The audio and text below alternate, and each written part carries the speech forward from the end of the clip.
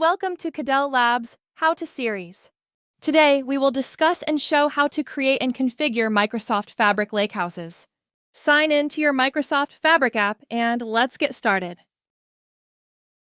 On the left-hand ribbon, click on Workspace. A list of existing workspaces will appear.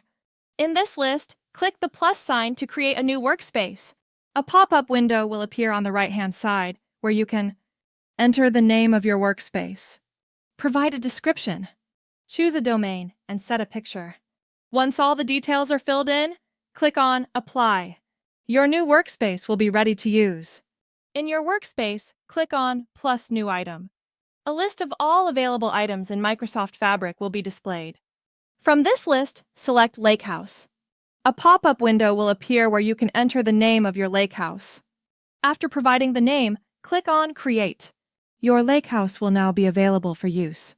Two objects will be created: the lakehouse itself and the SQL Analytics component for the lakehouse. To add a file to the lakehouse, use the Upload File option.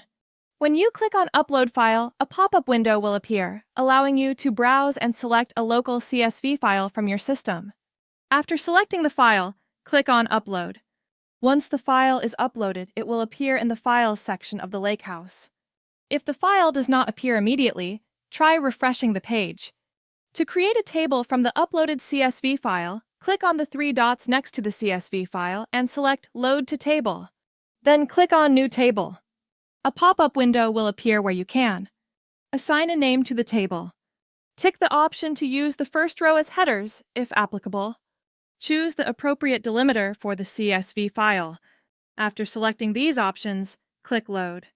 The table will be created and will appear in the Table section of the lakehouse, ready for further operations. Thank you.